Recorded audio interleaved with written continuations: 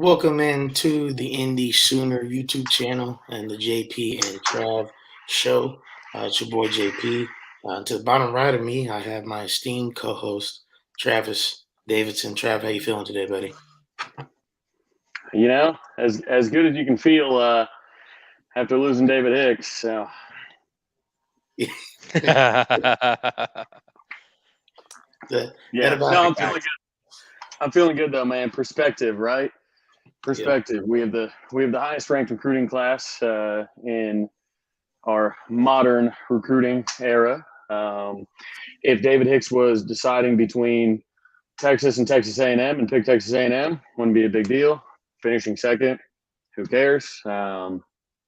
Is what it is. We've still got a couple 5-stars in the class, one of which A&M wanted and didn't get. He chose OU, so we'll see. We'll see how that works forward towards the Peyton Bowens of the world. But yeah, that's how I'm doing. Got a couple of good guests on, so what's up, boys? We do. We have to the right of me, friend of the show, been on here many times. Obviously, was on here a lot last season, helping us with stats and whatnot. Jacob Major. Jacob, how you doing, man? How's it going, y'all? Travis, I might have to come up to your bar this weekend for some copium. Yeah, come on up. Come on up. If I have any left. Yeah. And to directly below me, we have a guy that we're excited to get on the show. TCU guy, but also does a ton of stats for college football. Puts a lot of great graphics out for tons of college football games each week, and really is good at what he does. Parker, and obviously is at the Stats Award. Parker, how you doing, man? I'm doing great, man. Thanks for having me on. I'm just so flattered and humbled that I get to talk about college football, for a couple hours every week. So glad to hop on and chat about it. Excited to chop it up with y'all. Absolutely. Well, let's just get this over with. Obviously, this is the topic of the day, and Parker. Again, you can give your 2 cents of what you saw, and you may not be as surprised to it, but obviously, if you're an OU fan, you know that we were expecting to get David Hicks today. That's what everybody had seen. We had been sending out hashtags, and it was really less about the hashtags and more about just everything we thought we knew. I want to address the hashtag. Yeah, so I'll let you do that. I was asked by somebody close to the recruitment who had seen the Hicks to C stat hashtag. Everybody in College Station, everybody in A&M was using it. Said, "Hey, Travis, would you mind using this photo or using these photos?" And they gave me some photos to choose from. And using either Hicks to OU, Hicks to Oklahoma, Hicks to Norman, or Hicks something else. There were 4 of them. They asked me, "Hey, could you go ahead and see if you can get this trending?" Boom, done. I'm a loyal soldier to the OU recruiting machine, so I put it out there. Jackson Arnold put it out there, and then it trended on Twitter for a long time. It got up to like 24,000 tweets or something like that. Yeah. So that was asked of us. I think if David Hicks commits to us, then everybody just continues to tweet that. It's funny how things become a problem. Like if things don't go our way, right? It's like alternate uniforms are bad if we lose. Then they're always bad when we don't get the right. Yeah, hashtags are bad if you don't get the guy. Phil Collins is bad in the fourth quarter of a home game if you are losing the game. So it's like if something goes wrong, it's like, man, I can't believe we were out here doing this. Like, man, y'all sure were having fun with it, when things are going our way. So funny how that works. But so I do address the hashtag side, but it is a bummer. I don't think I see we've already got some comments asking if we can flip Hicks back. I'm not sure if that's something that we want to do.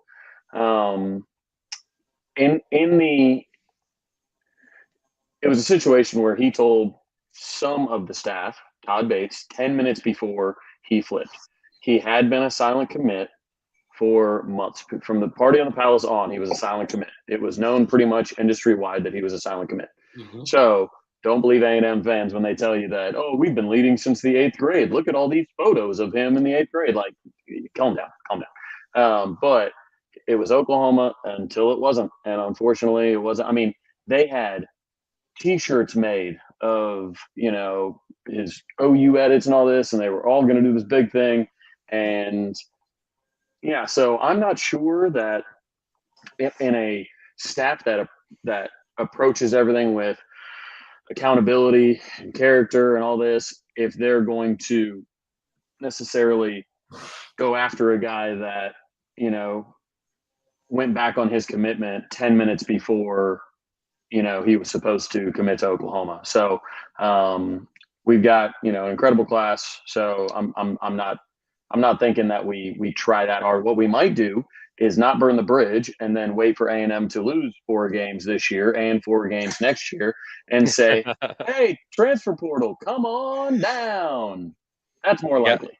Got your fat. My question is, like, in the era of NIL, I wonder if we're not going to see more of this, where it's like, if you can get an entire fan base to like get your social media presence up and then commit to another fan base and like maximize your reach, I wonder how much that matters as well. I don't want to I'm not accusing a kid of any kind of strategic manipulation or anything, but just saying like, hey, all good, all press, all acknowledgement, getting your name out there is really important in the NIL era. I wonder if these kind of dramatic flips aren't going to be incentivized more as, the incentive for you to get your name out there is increased.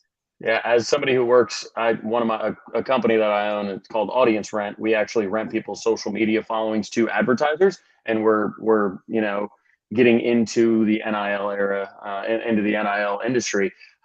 You're seeing that now more than ever. I mean, obviously, you saw early saying, "Hey, what fan base can get me to, 10,000 followers? What fan base can get me, what fan base can get me this many likes, whatever, right?" And we're seeing that there's one specific 2024 recruit, and I'm not going to say who it is, even if the comments get it right. I'm not going to confirm it, but you're seeing one recruit be really buddy and active with every single fan base that tweets at him. That is absolutely a calculated move. Getting that up there. I mean, David Hicks, I think he's only got like 6,000 or 7,000 followers. So, I mean, as far as, 5-star, the best defensive lineman in the country, as far as that goes, that's kind of small for social media following. So, not that wasn't his doing, obviously, on the hashtag side and whatnot. But I do agree there's a bit of, they understand you get your market up, and honestly, I don't want to say anything bad about On3 because I think we'll be working with them with Audience Rent, but I do disagree with one specific aspect of theirs, which is putting an NIL value with every recruit. Yes. So when you look on all their recruiting rankings, they're like, oh, NIL value is 830,000. Now, the CEO of their sister company said, well, it's so they are empowered and they can go to coaches and administrators to negotiate to that price. And I'm like, well, first of all, you can't negotiate with coaches and administrators legally. And also, like, the values, like, there's no way to determine value right now. It's really early. So nobody knows anything about NIL right now. The NIL experts have only been NIL experts for a year. Like, one recruiting, like, this is their second recruiting class that has NIL. So I don't know. It's pretty interesting, but it does seem that some Twitter sleuths in the chat may have figured out who I was talking about. Yeah, Jake, what did you think about today, just from a fan's perspective? I mean, just kind of watching it. It's, knowing what I know, listening to Trav as much as I do on KRF, and then, the subscriptions that I have that keeps up with recruiting. It was a shot to the fanhood. I'm not going to lie. Really, the only thing recently that I have to compare how I felt after that announcement was the 2017 Georgia game. I mean, it's really the only thing I have to compare it to, because I'm just sitting there and I'm at work and I'm listening to it, and he mumbles Texas A&M. It's just like, what? the jaw had to pick up my jaw because I think my boss was about to ask me, bro, what's wrong with you? So, so I mean, it was a little bit of a shot to the pride, the pride of your fanhood a little bit. With as much as we were told from everybody, and I mean, I'm not going to doubt that Parker and Brandon and Travis, you guys can only report what you're told, and if everybody keeps telling you, hey, it's him to OU, it's him to OU, that's what you're going to report. And Yeah, I mean, that's the thing about a lot you of can this only is the say what you insider know. hate. Like the insider hate. They're like, I saw tweets today, man, that's the last time I'm trusting 247. Like, as if it's their fault. Like, go to Rivals, they were saying the same thing. On3 was saying the same thing. I mean, yeah. Oh, Or yeah. who was it last year? Like, I don't know if y'all saw. I have some friends who are with like Miami, and Miami 247. They got a recruit that was a 5-star, and like very quickly after he got committed to Miami, he got downgraded by one service enough that he became no longer a composite 5-star, and like they were like locking the boards and stuff. Miami people were losing their minds over it, and it was like, dude, the Miami 247 blog has nothing to do with this at all. Like, they are not the guys that are doing this. They had to address. I think Pate addressed it on Late Kick. Yeah, and that's the thing. It's like these are reporters, so blame the people that are telling the reporters to report this. And at the end of the day, be mad at people very close to David Hicks, maybe somebody with the exact same name but with an SR in front of it instead of a JR behind it. Like guys that are giving information, like be mad at them because that's how these people are getting their information. So the idea Right. that, and also, I don't know, they were right on Derek LeBlanc, Colton Vosick, PJ Adabari, Caden Green, Cade McIntyre, Sammy Amasigo. They were right on all those. Yeah. So they get this one wrong, and it's like, oh, I knew I shouldn't have trusted you guys. Yeah, and as someone who puts out projections for every college football game, I can empathize with that super deeply. Where someone will pull up and be like, dude, there's one week I went like 65% against the spread, which is amazing. And someone pulled up one of the ones that win, and they're like, this is terrible. I'm unfollowing. I'm never looking at this again. Come on, dudes. People are crazy, and that's exactly why I tweeted what I said, which is just like it, like Parker and Brandon, and as much as I don't have an affinity for the Scoop guys because of some of the way people on there talk about my boy. Talk away. I'm not a journalist. I'm just an internet dude. I don't report stuff. Yeah. Yeah. Say whatever you want. I don't care. No, but just because of the way some of them, talk about Travis on the OU side at least. But even then, like they're all really good at their job. They all have connections, like, and they're not lying to you. Like for people to sit here and be like, oh, you just made up this stuff. You don't have any idea. You have like, no, bro. Like Brandon has a direct connection to parents almost all the time. Brandon was literally talking to DJ Hicks' father. So what are you talking? Like it just frustrates me because I get you're frustrated. I get it. We all are. But like, don't take it out on them. Like it has nothing to do with them. Yeah, it is what it is. But we got a big game this weekend against the Fighting Parkers, against the Horned Frogs. So let's get into it. We do. We don't need to talk about K-State. That's water under the bridge at this point. So let's K-State, David Hicks. We need to talk some TCU. Yeah, let's move on to game week TCU versus OU, and obviously we have the score prediction up there, but we can get to that at the end. Just in general. Parker, if you could give us some of your thoughts on TCU this year. Obviously, they're undefeated as of now. You lose Chandler Morris for a little bit, but Max Duggan kind of has a reemergence and has looked really good up to this point. If I'm not mistaken, is leading the country in quarterback efficiency. Is that correct?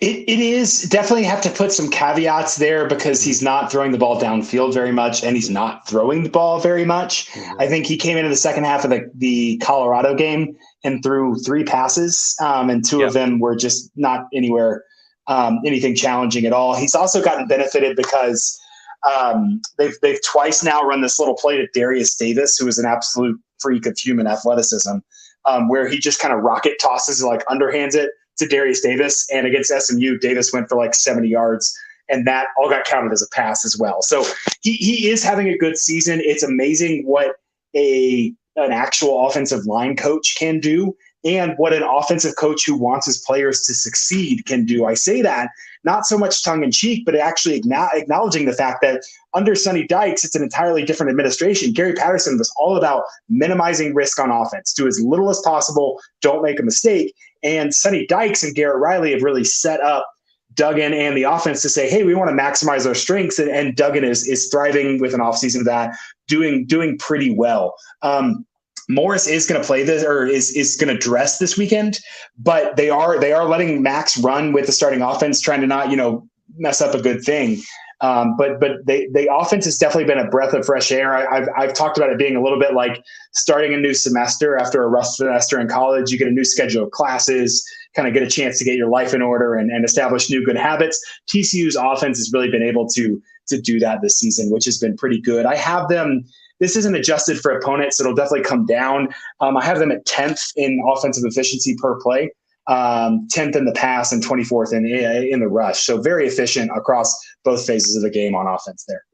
Yeah, Sonny Dykes has been really incredible. I touched on him in my 247 this week. It's really been a fascinating career arc that he's been on. I mean, really from the JUCO stages. As a guy, that coached receivers. Obviously, he came up coaching receivers first. And, I mean, this is a guy who coached Wes Welker at Texas Tech.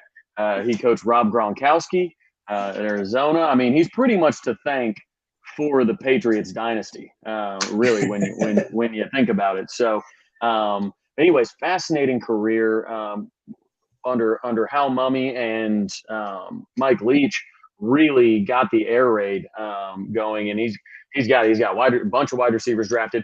But the problem in one of his first coaching jobs, actually his first when he was at Berkeley, he had a defensive coordinator who led a defense who gave up the most passing yards in the country. Fired him, had a different defensive coordinator the second year, and then third year's defensive coordinator gave up more yards in a season than anybody in college football history. So naturally, he doesn't get to keep that job. He leads a bunch of big shootouts, including a massive comeback win in bowl game when he was the offensive coordinator at Tech. I mean, just fascinating stuff. But he's a guy that is the polar opposite of Gary Patterson. Gary Patterson, to Parker's point, was keep it simple on offense. We'll win it with defense. The other team just simply won't be able to score. Sonny Dykes is Leroy Jenkins and just score. Yeah. He absolutely is. I will say about that, his tenure as well, the defensive coordinator, I think he is self-aware about that, which is really fun because he brought in Joseph Gillespie. Like, he basically has said in interviews, Gillespie gave me hell every time we played Tulsa, so I brought him over when I moved up to the G5.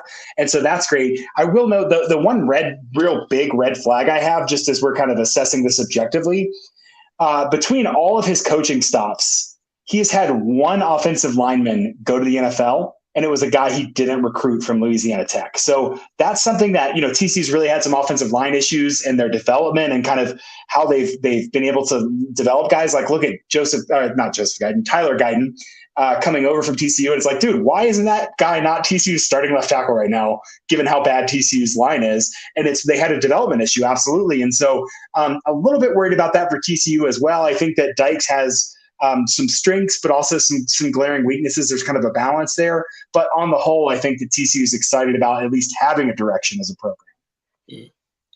I want to get into, guys, really quick, maybe just one matchup, and it can be offense, defense. It can be, a linebacker on a run, whatever you want it to be, cornerback, wide receiver, quarterback versus defense, or offensive line, defense, whatever.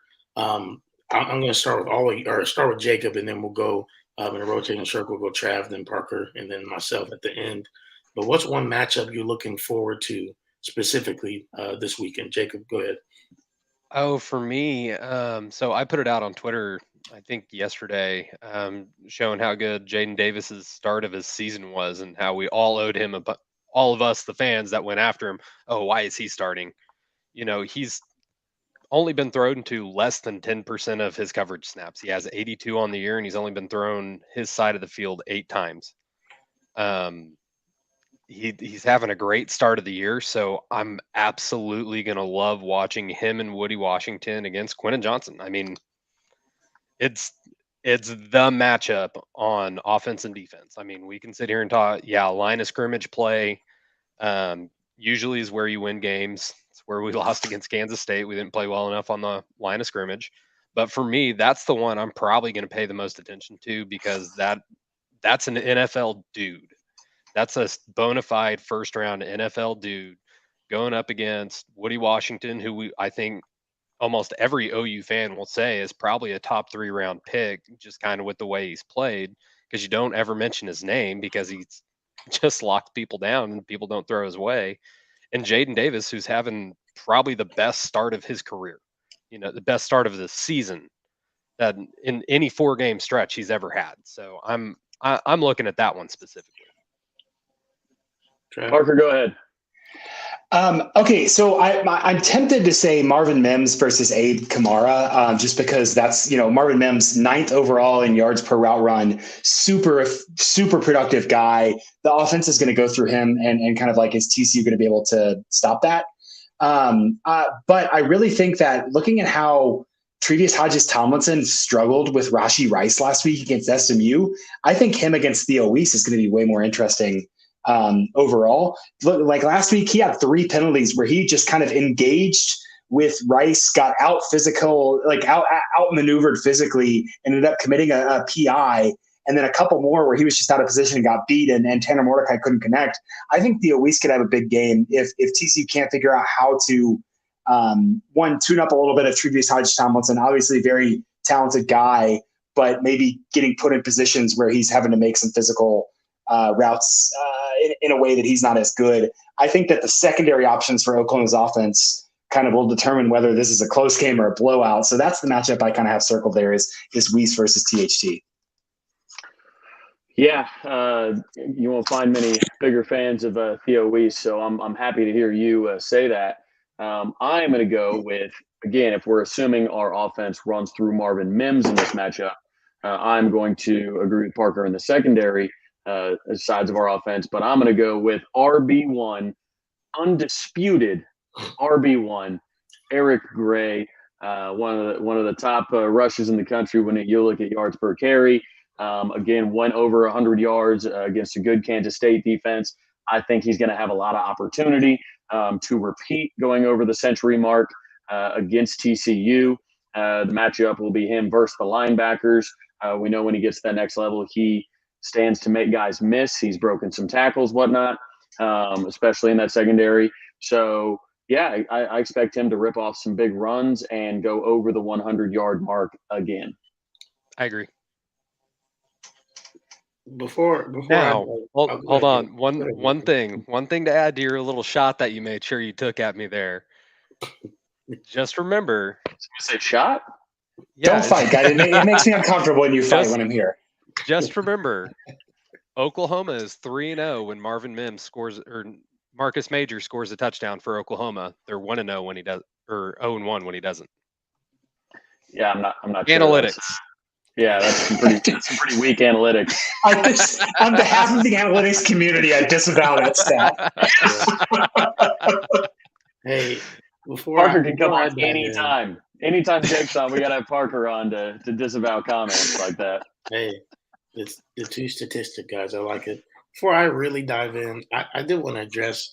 I don't know what is this meltdown going on in the comments that we're going 7-5 this year. We're losing. We're losing this week. We're losing all the weeks. Absolutely. Like it's one game. Like, what is wrong with you? Chill out. And it was Saturday, and it was losing Hicks. The world's ending. We're going. Oklahoma's never lost to Kansas State before. They've never lost a. They've never lost a recruit before. They've never lost a conference game before. I can understand the doomsday here. If this is negative, like if this is just negative talk to have positivity, okay. But going 7-5, okay. And losing, okay, relax. Well, here's the thing. It's, we can't recruit at a high level. We have a higher recruiting ranking than any time in the last 2 decades. We have a 5-star defensive lineman. I guess everybody forgot that PJ Adebawore is on the team. A&M wanted Jackson Arnold. Nope, he chose to stick with the Sooners. We've got multiple 5-stars. Could end up with a 3rd 5-star. Colton Vosick is shooting up through the rankings. We're gonna hold on to them all. Like it's amazing to me that the sky is falling in the chat so early into this. It's wild to me. Like I said, if I would have called somebody and said, "Hey, I'm Travis from the future. It's just about October here in the future, and this is what OU's class looks like: 5-star defensive lineman, 5-star quarterback. You've got the number 6 overall class. What do you think?" Everybody in the past in January would be like, "We're back, baby. Let's Sign me go." up. But but now it's I even could have said, "Hey, look, we just lost a close one to Kansas State at home," and everybody would be like, "Yes, that's the formula. We've done this before and won the Big 12. Like we've gone to the play." Like everybody would just be like, "Yep, sounds like things are going well. Things are going normal. Lost to Kansas State. I'm sure it was a scrappy victory by them. That's how it is." So yeah, I'm pretty sure the problem is the fan base got so high riding this big wave of 75,000 at the spring game, Selman statue, Baker statue, this, that, and the other. Like it's the crash was going to be just as bad, but Sorry, I wasn't doing that to you. It was that most recent comment that just came in. Yeah. Anyways, didn't want to get down a rabbit hole. I just want to address that really quickly. Okay, for me, my biggest matchup, and this is directly related to the K-State game, is our linebackers versus Max Duggan in the quarterback run game. That is exactly what we need to see if we got better at, right? Because Adrian Martinez used and abused us last week. We made him look like Lamar Jackson. I tweeted it out twice. And somebody tried to challenge me on that. And then literally almost right after they challenged me on that, he goes 55 yards on 3rd and 16. I said, So Max Duggan is a better athlete than Adrian Martinez. Okay. Ooh, I like that. Ooh, I don't know if I believe it, but deep down in my heart, I like it. I at least think you just ignited the fanhood in his heart there. Chandler Morris is a better athlete than both of them. No, I disagree with that. Chandler Morris weighs like 165 pounds, man. And he can move, man. He can move. He's got the speed. He does. He's shifty. But no, like just being able to see, are they going to be able to contain him? Because again, like you said, he really hasn't passed the ball down the field a lot, and so that's another interesting thing. I'll be interested to see is TCU saving this thing where they're going to unleash Max Duggan throwing the ball down the field on OU, similar to what K-State did, not throwing the ball down the field necessarily with Adrian Martinez, but him being more aggressive than he had been literally in any of the other games and making plays where he's throwing the ball across his body, throwing a duck in the middle of, the red zone, and it's somehow falling into the tight end's lap. There's different stuff like that for whatever reason seems to happen against OU, against, quarterbacks that against other people look average. But Max Duggan has been looking really good so far. So I'll be interested to see if we can corral him and make him beat us through the air. Because that to me, if he beats us through the air, I can live with that. I can't live with seeing him rush for 150 plus yards and having 3 touchdowns. Yeah. Can I say 2 things about TCU there that I think are important? I don't know that Sonny Dykes. I don't know that Sonny Dykes trusts Duggan to throw it downfield. I think that's been intentional. I don't know, like the way that he's talked about, separation of the quarterback room and everything. I think he's like, I don't love that. The other thing that I've noticed is Max Duggan's time to throw. So the time from when he gets the snap to when he throws on plays when he's kept clean is 2.18 seconds. On plays when he's pressured, it's 3.55 seconds. So this year he's had a little bit of problem taking sacks and holding on the ball a little long. Against SMU last week, there was a couple of times there was an open receiver and he got sacked because he didn't get rid of it. And so I wonder, there's a little bit of gamesmanship about like, is he reluctant to use his legs because he's trying to appease Sonny Dykes? Does he feel more empowered to stay in the pocket and he's making bad decisions? But I absolutely agree that like, Oklahoma wants to say, dude, we've seen what this kid can do 3 years in a row rushing against us. I don't want any part of that. I want him to have to beat me by making accurate passes downfield. I think that's absolutely the recipe to beat TCU. Yeah. Yeah, I think it'll definitely be interesting. And I, if he does take shots, I'd like to see our secondary be able to make plays, unless, again, we make him look very good. I mentioned Parker last week. in preparation for Adrian Martinez. I said, this has been sometimes where at OU we made Jason Bean last year. like this man's running out to his right, throws across his body, looks like Patrick Mahomes. So I'm like, I have no hope. I'm like, man, Yeah. what are we gonna do? It's like absolutely absurd that OU had 6 NFL guys on that defense last year, and it was still like not good at all with the pass game. Like that's just insane to me. They had so many guys drafted, and their efficiency numbers were so bad. Don't remind us, please. It's painful. Yeah, when I hear the might be afraid to let him take deep shots. Reporters were asking Adrian Martinez if he was scared to throw the ball downfield in interviews. I mean, this is what just beat us. So he probably was. I mean, the conversation I want to have with Kansas State, like I want to get Chris Kleiman in a room. Not really, he's intimidating, but just be like, was losing to Tulane worth it? Like was tanking because that's what they did is like they just 100% prepared for OU. They thought they wouldn't get stuck. They got a couple bad bounces on 3rd and short.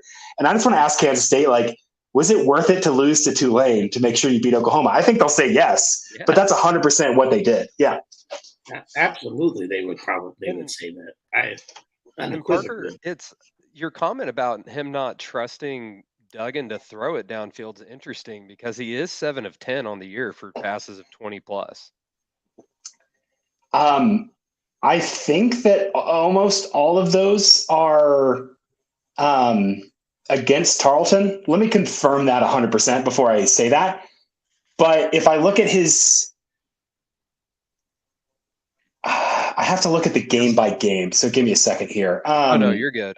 It's just interesting to me because he is 7 of 10 with almost 200 yards throwing downfield. Yeah. And he was like, again, it's Tarleton, but you still have to put the ball in the right spot. And he was putting the ball in the right spot. Against Tarleton, he was 7 of 9 against Tarleton. Oh, yeah, 7 of 9. Okay. Yeah. Okay. Yeah. So they're all entirely against FCS competition. So I'm like, yes, I want to believe there, but also last year, against Duquesne, he was like 2 for 6 or whatever. So he, showed some evidence that he could do it against bad competition that he couldn't last year, but they really don't trust him against Colorado and against SMU.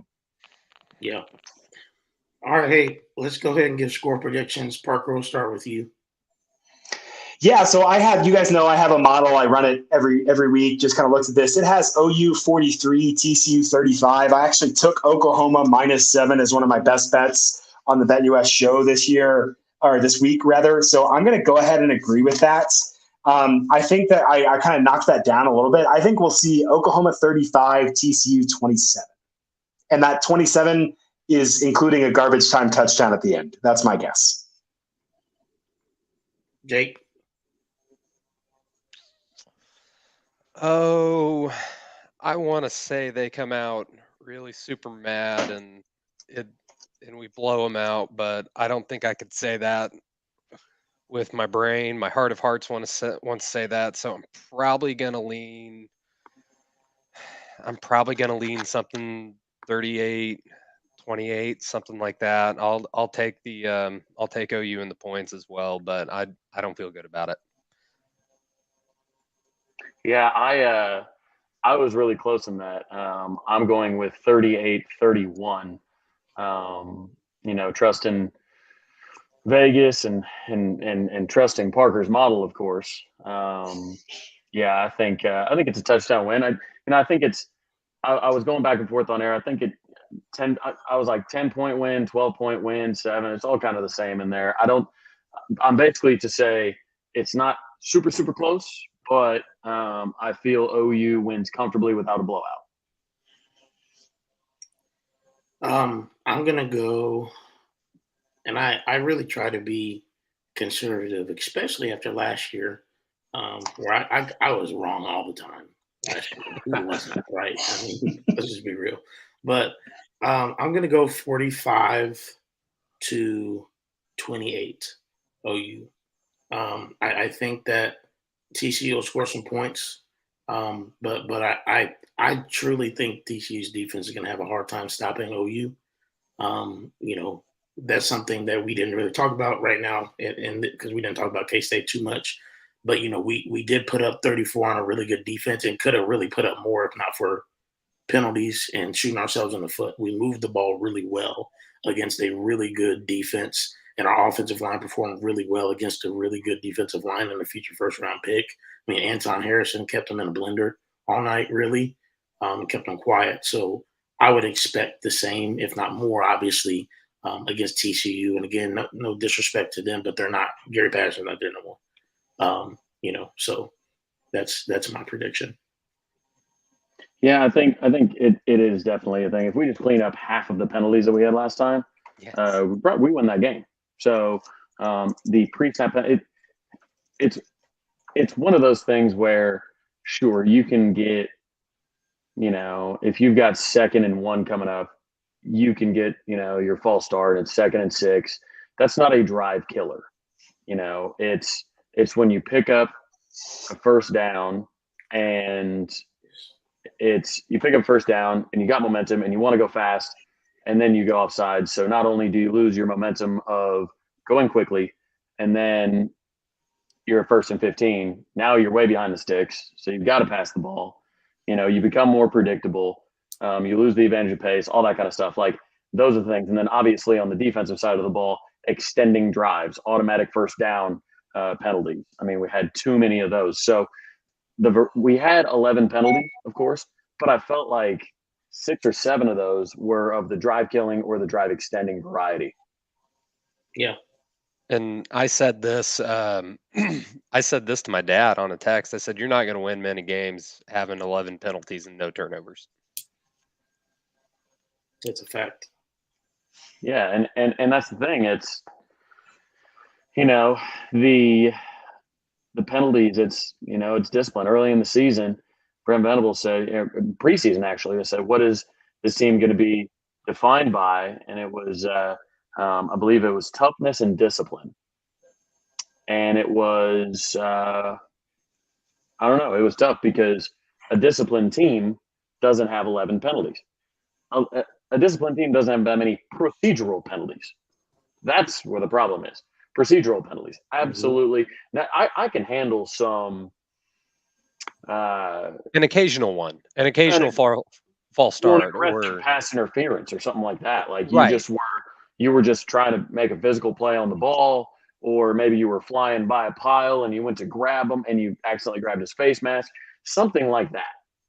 Totally get it. But false starts, like, come on, bro. Like offside, like you gotta stop those ones. Yeah. Yep. Hey guys, let's go ahead and move on to our patented game, This or That. Parker, that's a game that we play on the JP and Trav show. Basically, what it is, I'm going to give you 2 prompts. We have 3 rounds, and each of us has to, say which one. If we had a gun to our head, what would you choose? And give a dissertation basically on why. So this first one is tough. It's tough. It involves both of our schools. I know it. Danian Tomlinson or Adrian Peterson. And we're specifically talking NFL. about their NFL careers. I'm gonna go LT. I'm gonna go LaDainian Tomlinson because I'm a homer, obviously. But also I feel like in my mind, like I think Adrian Peterson stayed around a little bit too long in the NFL. Mm-hmm. And got some maybe a little bit of a downer on his career that LT didn't have necessarily. So also LT happened when I was way younger, so I romanticize it a lot more. So I'm going to go LT. Right. The correct answer is Adrian Peterson because he went to my Vikings and showed out. So not only am I an OU homer, I was born in Minneapolis, so I'm a big Vikings fan. So naturally, he went to my favorite team, which was one of the greatest days of my life. So, I mean, breaking the single game rushing record so early in his career, and really what he did post injury was most impressive to me. I think I remember Paul Allen on the call when he was fresh back from injury, and he literally said, I think everybody knows who's getting the ball. It was on the first play of the year. He said, everybody knows who's getting the ball, and he took it 80 yards for a touchdown. Everybody knew. So, yeah, I think I think when they were at their absolute peak, I think Adrian's peak was better than LaDainian's. I do think Adrian has hung around a little bit. I think it's probably he maybe didn't have the best financial advisor. That's why he's getting knocked out by Le'Veon Bell for pay-per-view. But we don't talk about that. Yeah, I think when you put together again the 2,000-yard season, the coming back from injury, the single game record, it's got to be AD.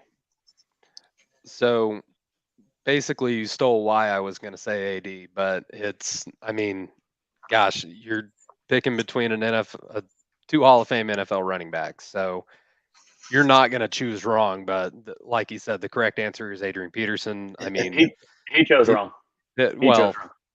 Well, he also did say his bias came into effect here, so clearly we can excuse that.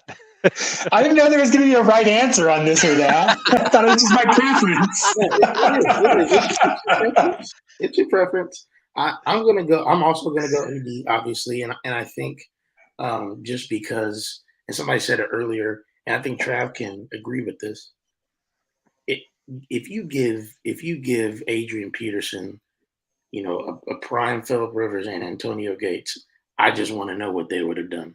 Again, not that LT taking away anything with LT, but I truly feel if you gave Adrian Peterson a quarterback of Phillip Rivers caliber, and not that he was like, he may not be a Hall of Famer, but he never had a quarterback even close to Phillip Rivers, right? Or weapons close to Antonio Gates. And so, I'll give you that one, but Brett Favre not exist? I mean, okay, 1 year though. No, he got canceled. I don't know if you saw the last couple of days. It's been wild. Yeah, he got canceled. True. We don't talk about it anymore. But that was 1 year, Jacob. I hear you. But it was 1 year, right? I'm just talking about like consistently over time. Not having to deal with Christian Ponder and Tavares Jackson, for your quarterbacks the majority of your career. But I do, and we don't have to go deep into this rabbit hole. I do wonder what LT would have been like in this current generation with the way they use running backs. See, that's interesting to me because I think it's like the baseball thing where it's like, hey, would Babe Ruth today be good or whatever? You're like, no, he'd be terrible because he was like a fat dude who ate hot dogs or whatever.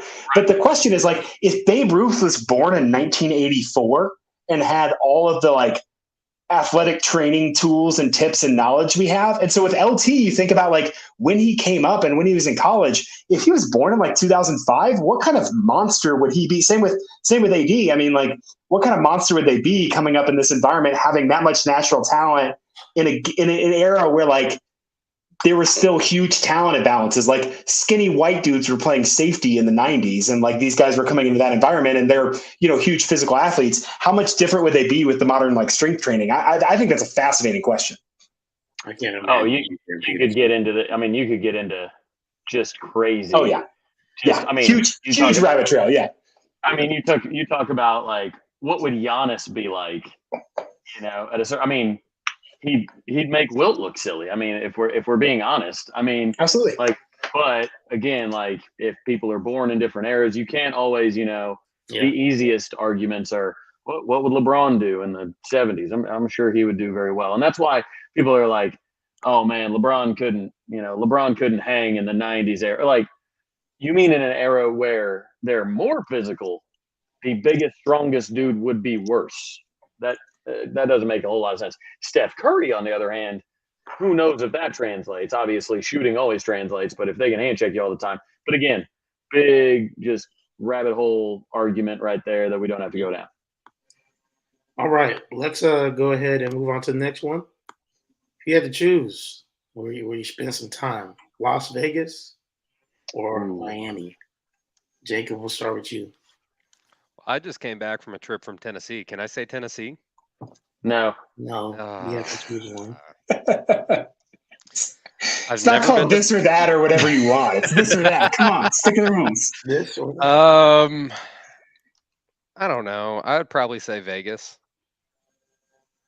mainly because I've been to Florida and I've never been out that way. So. Okay.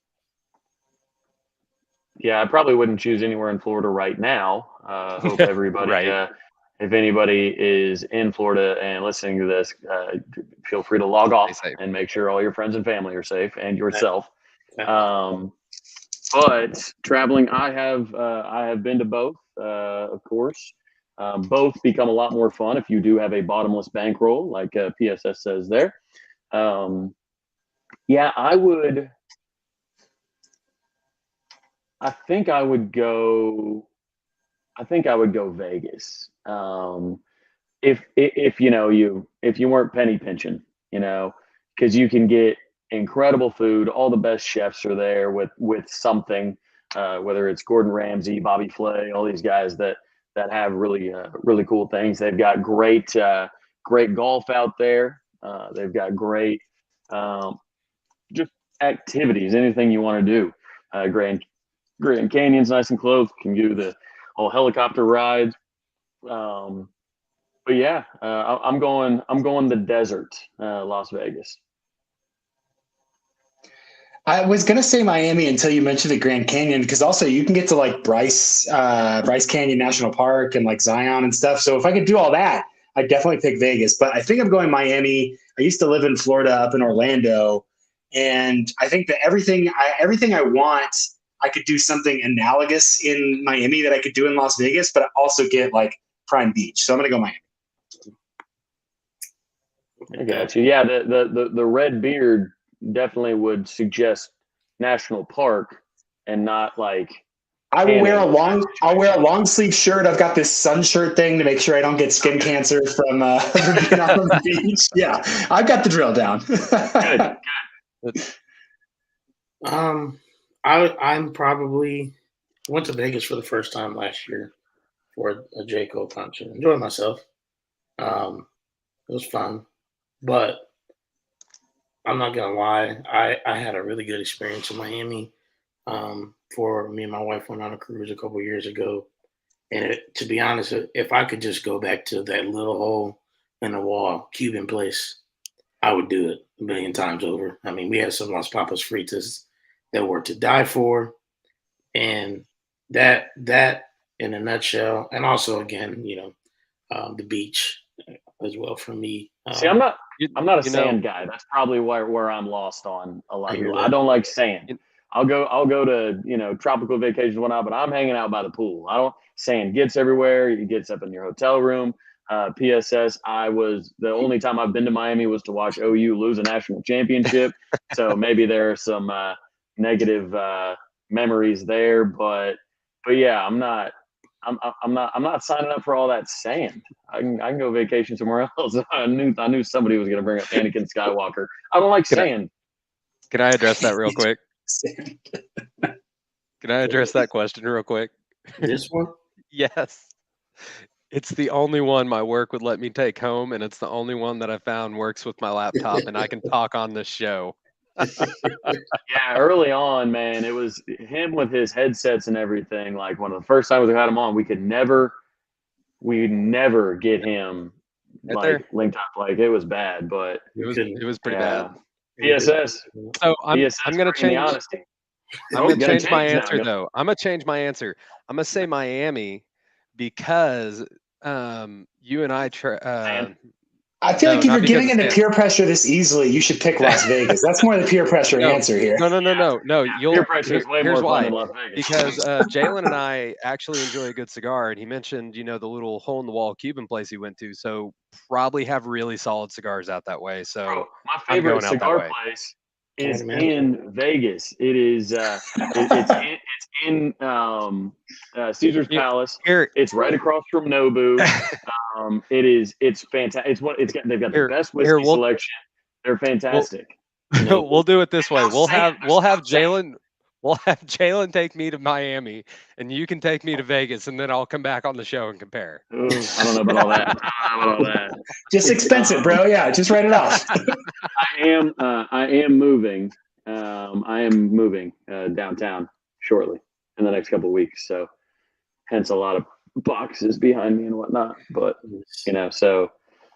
but yes, I choose the desert, but it's not like I'm not in Vegas. You're not like out like right, combing through the desert Spaceballs style.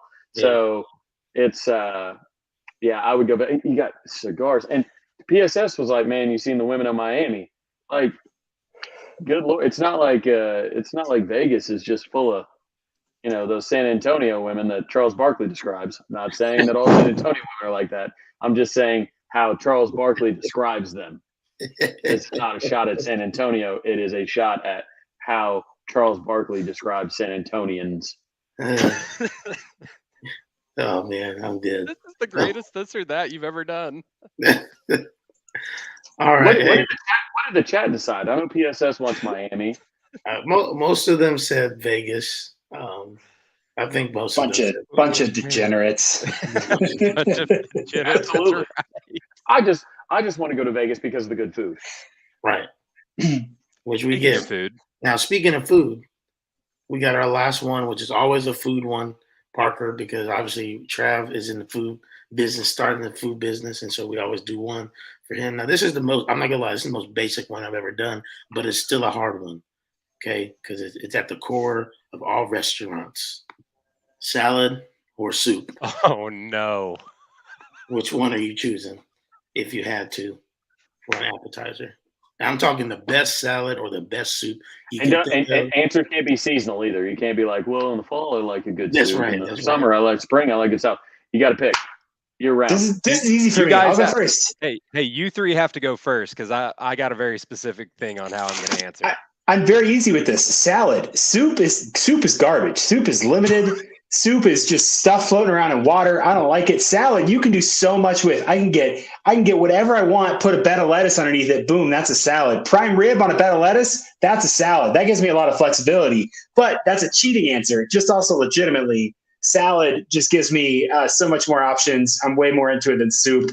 I want variety. I want crunch. I want texture. I want taste. You can get a little hot, get a little cold with the lettuce there. It's a nice mix. Soup is garbage. Nobody likes soup.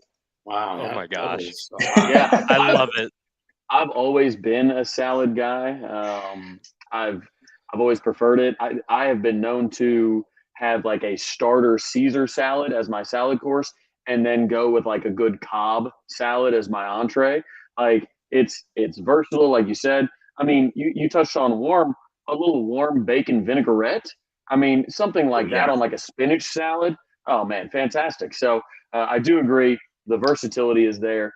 You always, no matter what you put on it, you still feel like, oh man, I did something healthy. Like, oh man, like my organs are thanking me right now. Like it doesn't matter how much blue cheese or whatever I put on it. It's like, oh man, I ate a salad. What's next? Am I going to go for a jog or something? Yeah, I agree. And soup, it's tough because as I do like broccoli cheddar soup, it doesn't always stay the temperature you exactly need it. Once it's cool enough to eat, then there's only a certain amount of time you get until it's not the proper heat, right? Unless you just are just slamming it, unless you stab a hole in the bottom and shotgun the soup, which I don't recommend. But yeah, I'm definitely going salad as well. And I'm not gonna lie, I felt personally attacked when Parker came to ask soup because I'm a soup guy. I am. If I go to a hibachi restaurant, I ask for the miso soup instead of salad. I do. I'm a clam chowder guy. I'm a tomato soup guy. I'm a big potato and leek soup kind of guy. Country potato, dumplings, tortilla soup. You just name them all. Now look, I'm not a veggie soup. I'm not a beef stew kind of guy. That's not me. Okay, but I do like all of those. I will take a good salad, but I am a soup guy. I'm not gonna lie. I'm gonna stand on it. So I'm choosing soup. Man. All right. So if you guys follow me on Twitter for the Big 12 Country account that I run, Andrew and I, almost every day, we go off on each other for a timeline cleanse. I should have done it today. It probably would have helped. And my thing is, I always get after him for being a soup guy.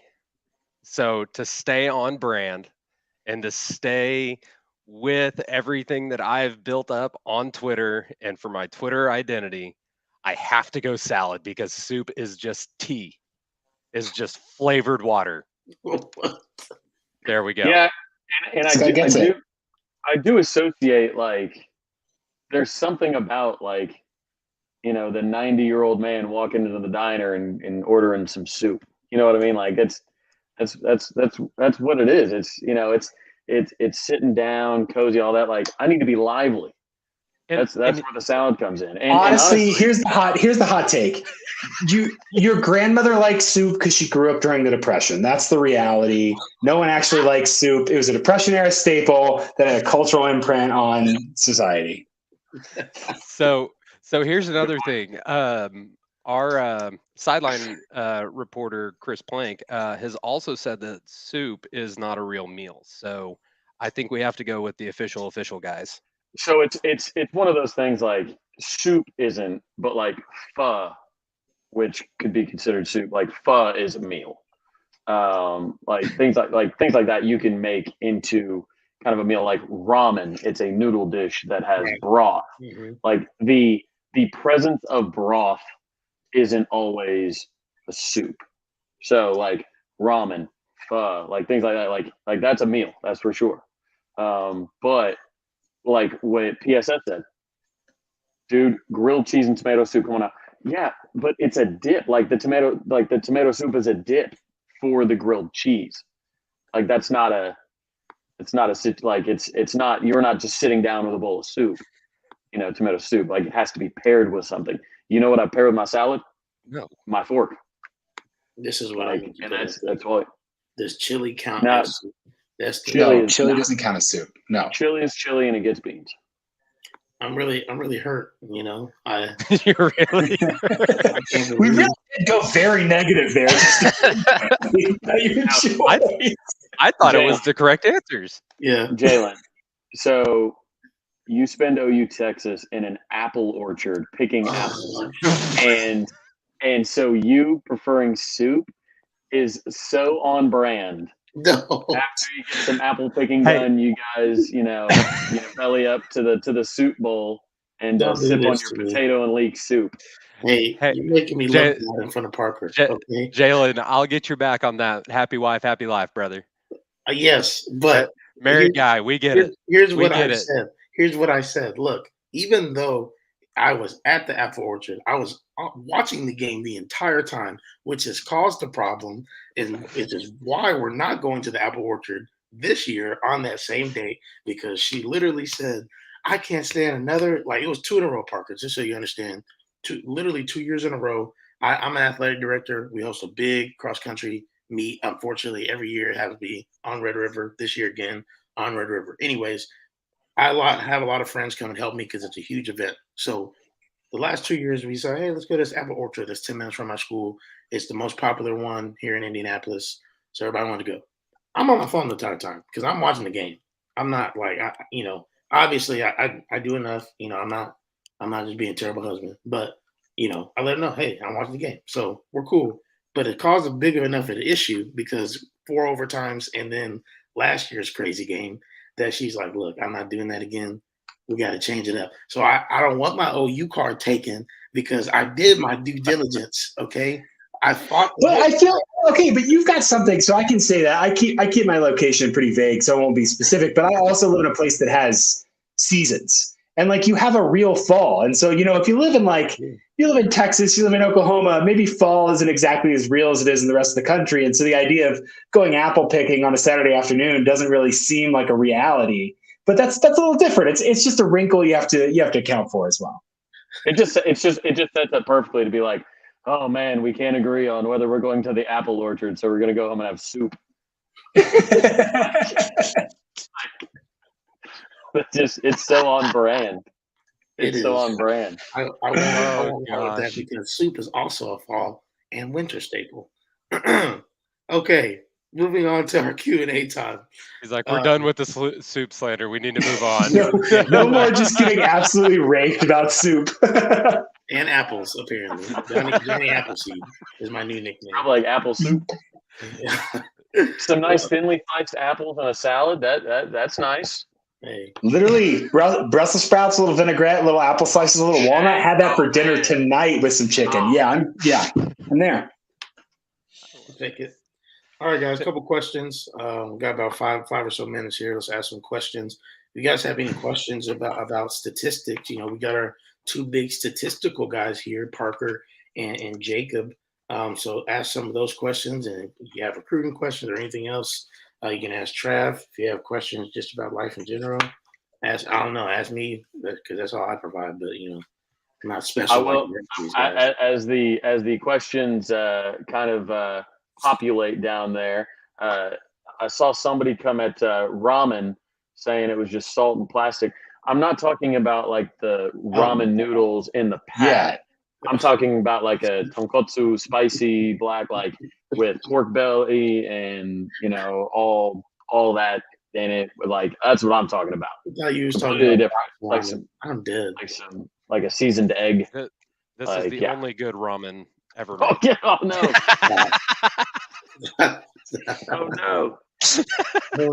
It's okay. I have to burn that pack of ramen anyway. I found a spider in there. So here's a good one for you, Parker, from our boy Richard.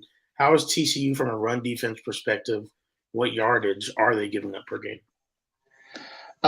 Okay, so one, not as bad as last year, which is a pretty low bar to accomplish. They're a little bit better. I think they really have an issue with depth on the defensive line. So like Dominic Williams is like 17 years old, and this is behemoth of a man, and is so fun at nose tackle. But behind him, they've got absolutely nothing. So he can't play 4 downs like as any nose tackle. So when he comes out, especially, the defense gets really weak. They're also having trouble switching from the 4 down to the 3-3-5 and kind of the linebacker positions that come with that. I'll tell you just right here, I have no idea what yards they're giving up because I don't think total yards is super informative as to the quality of a defense. But I will say way deeper stats when you get kind of part. The stats are definitely not just going to be like yards per game. So I'll say abbreviations. EPA, expected points added, takes yards and translates to points in context. The way to explain it super easily, very quick elevator pitch is 3 yards on 1st and 10 is very bad, but 3 yards on 3rd and 3 is very good, right? So yards per play is sometimes a little bit noisy. EPA says, what's the point value of a play? So TCU's defense, 68 in expected points added per rush. They're allowing 0.01. So slightly a positive play every time an opponent rushes. That's actually pretty bad. So last year they were abysmal. They were like actively bad, like 90s, hundreds in the FBS. This year they're at 68 so far. So some issues. They haven't played good competition. Definitely something I'm worried about, especially as they try to adjust that coverage in the back end to help cover, Weiss and Mims and everything. I think their front end is very vulnerable here. Their linebacker core is razor thin right now in terms of depth as well.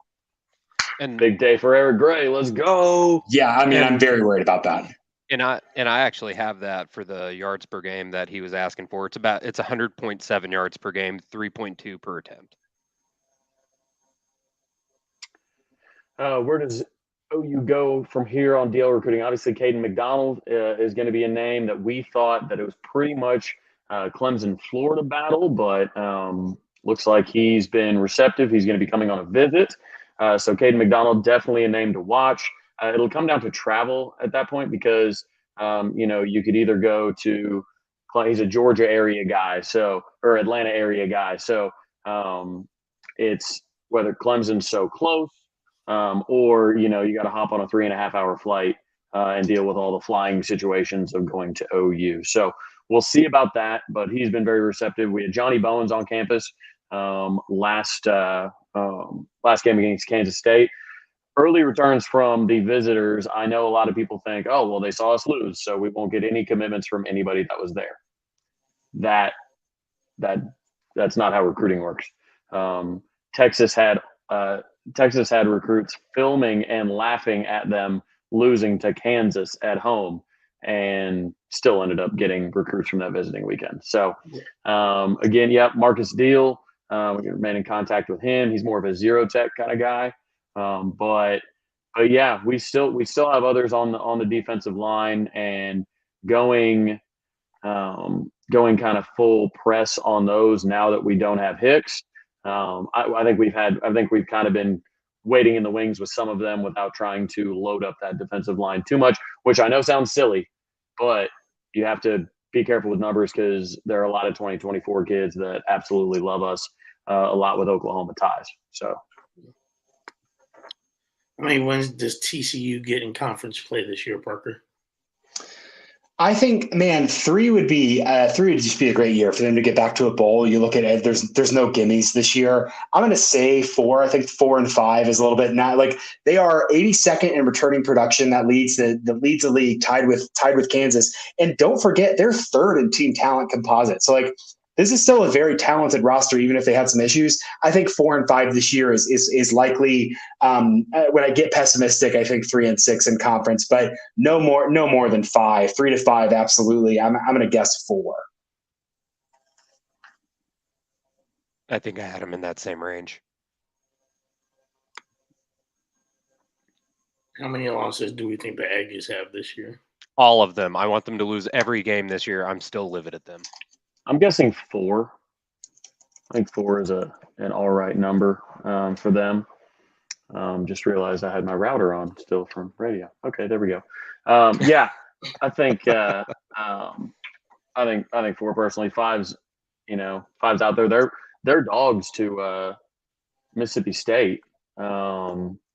They're going to be dogs to State, Alabama, Ole Miss, Florida, depending on the results of those. I guess they're home versus Florida, so they won't be a dog there, and then LSU. So that's 4 games left on their schedule.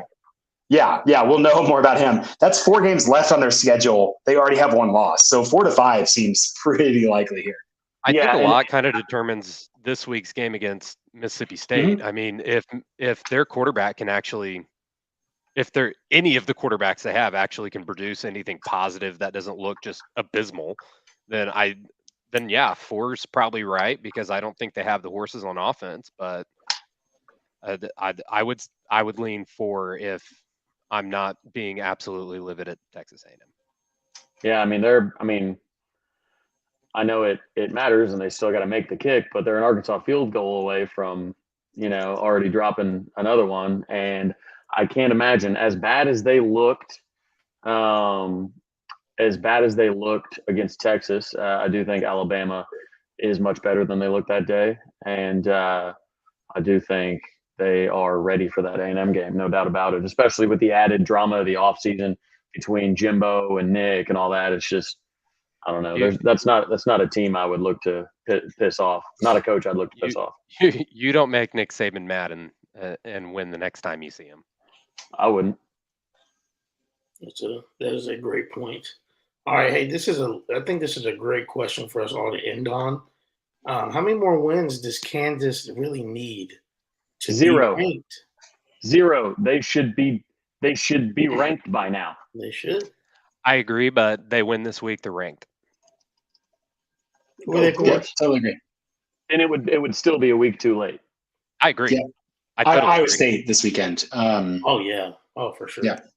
With Houston and West Virginia's preseason rankings too, for them to beat them, both of them, I don't know. Yeah, it's absurd. If it was any other team, they'd be ranked already. But I think, they should be ranked. And if they beat Iowa State, you might see them hop to like 18. Yeah, no, I agree. But I think eventually the lack of horses catch up to them. But it hasn't so far. They've got a little bit of blocking for a good quarterback. We'll see if he's great, but yeah, I think Kansas should already be ranked. I think it's kind of bullshit, frankly, that they aren't, because it's just the logo on the helmet. If anybody else, did what they were doing, then with the quarterback production they've been getting, they would be ranked. Yep. Statistically, they have the best quarterback in the league right now. Yeah. He's been great. He doesn't have the passing efficiency numbers of Max Duggan, but maybe with a lot of hard work and in the offseason, he can elevate his game to Max Duggan's. Yeah. Yeah. I have to so hard. Like Duggan tweeted like a picture of him high-fiving fans at the SMU stadium and said Fort Worth or nowhere or something. And I have to separate in my heart like the just rabid fandom and love I have for him and realize like, okay, I know what he is as a quarterback, but I love him so much as a fan. Yeah, right. Guys with hearts seem to pull our hearts out at OU all the time. So we'll see what happens this weekend. Hoping for good things. Parker, man, it was so great having you on. Thanks for being willing to come on, brother. Yeah, this was a lot of fun, guys. Thanks so much for having me. I enjoyed talking, chatting football, and yelling about soup and salad. This was great. Thank you. Let's not wait until next year's TCU game to have you on again. Let's have you on in the offseason too. Yeah, for sure. Anytime, guys. Anytime. I agree. And Jacob, thanks for coming back on, brother. Appreciate you. Anytime, guys. Absolutely. All right, Trav, you got anything, brother? Nope, don't got anything. Just if you're going to be down in Fort Worth, I will be at Squire Shop pregame from 8 to 10, and then postgame I'll be, believe at what is it called, Reservoir on the West 7th, and I'll be there postgame for 2 hours. So Parker, don't know if you're going to be at the game. If you are, come on by. I haven't lived in Texas in a couple of years now. I got very excited because I was like, oh, Squire Shop, love it. Oh, Reservoir, like 7th would be so fun after the game. But that sounds great. I'm not down there, so I won't be able to make it, but that'll be a lot of fun. Have fun with your lighting and tripod and cameras, Right. over the weekend. Sketching out my neighbors. Exactly. Yeah, I appreciate it. But yeah, if you're going to be in TCU, hit me up. Anybody in the chat, that wasn't specifically Parker. Anybody in Fort Worth this weekend, go see Trav. He'll be down there. But yeah, all right, guys, we'll see you next week at 9:30 p.m. Central Time. Boomer.